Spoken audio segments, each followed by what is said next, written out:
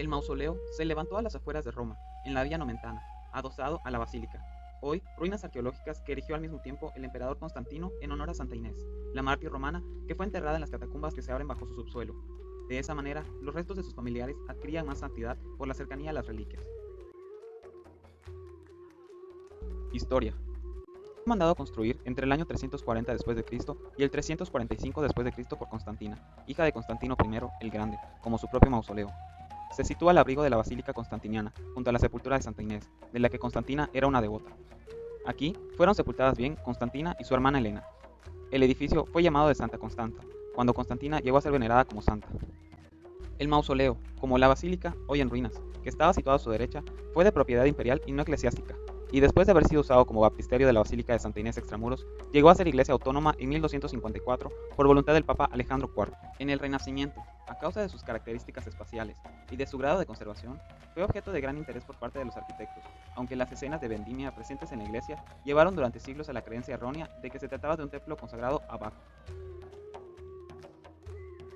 El edificio introduce motivos de la arquitectura paleocristiana, aunque también representa la fase final de la arquitectura romana tardoantigua,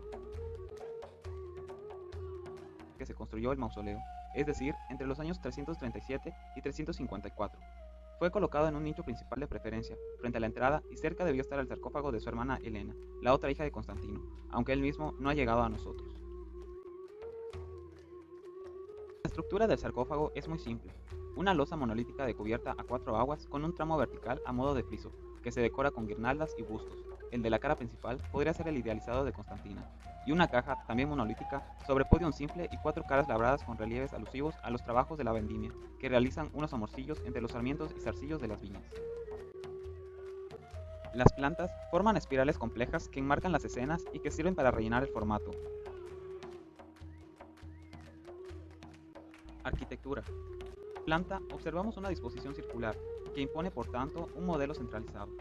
El primer anillo viene dado por un peristilo o deambulatorio abierto, que queda interrumpido en la parte inferior por la presencia de un pórtico alargado y cerrado a modo de porche, y cubierto con bóveda de cañón.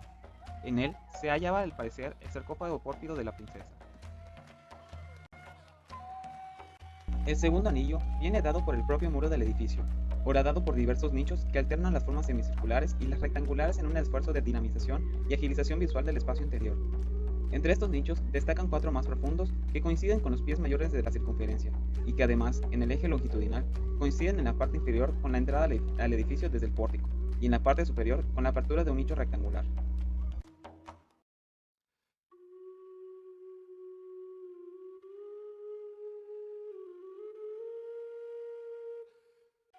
El grueso de la construcción está realizado en ladrillo, aprovechándose materiales de otros edificios romanos para la ejecución de las partes más relevantes, lo que vendrá a probar la decadencia en que había caído la casa imperial y los propios oficios artísticos.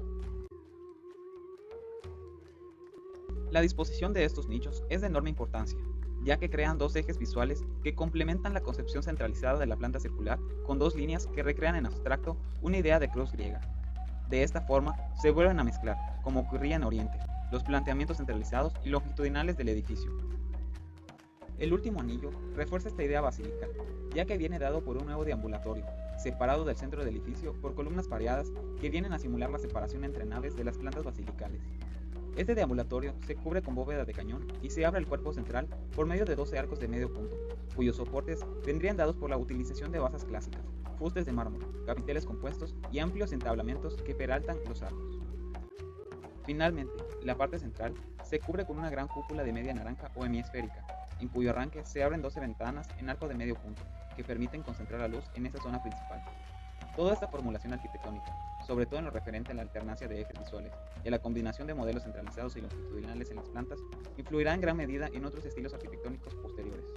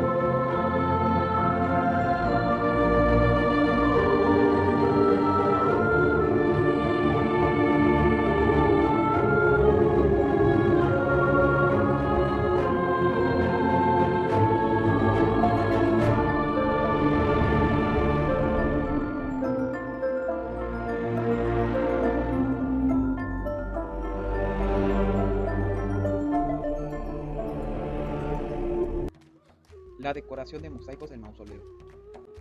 El panteón estuvo ricamente decorado con mármoles en muros y suelos, desaparecidos posiblemente durante la Edad Media. También han desaparecido los mosaicos de la cúpula central, aunque todavía se conservaban en el siglo XVI, según los bocetos del portugués Francisco de Holanda. Así que la parte clave de la decoración original estaba en la girola, donde se conservan los mosaicos del siglo IV de la bóveda de cañón anular de 22.5 metros, y los mosaicos posiblemente posteriores de dos semicúpulas en dos de las ábsides que se abren al deambulatorio. Los mosaicos de las ábsides. Los mosaicos de las ábsides de Santa Constanza probablemente no sean del mismo siglo IV en que se erigió el edificio. Aún así, son ejemplos muy antiguos del arte cristiano y mosaicos comparables a los del mausoleo de Gala Placidia del siglo V en Rávena. Ambos muestran a un Cristo que actúa a modo de emperador romano, recibiendo u otorgando el poder o la ley. En uno de ellos, probablemente el más antiguo, se le muestra con Pedro y Pablo, junto con unas cuantas ovejas. Los mosaicos del deambulatorio. Los mosaicos de las bóvedas de la girola contrastan brutalmente con los de los ábsides por su temática pagana, más parecieran decoraciones palaciegas de la época. Las columnas delimitan espacios de forma trapezoidal, que reciben la decoración con motivos que se repiten igual en los espacios extremos opuestos, con la excepción del panel situado en la entrada, al que le corresponde en el lado opuesto la linterna de la torre del deambulatorio que vemos debajo. Mosaicos recuerdan patrones decorativos de suelo. Muchos de los motivos utilizados son comparables con pisos de mosaicos africanos. El resultado es de gran belleza.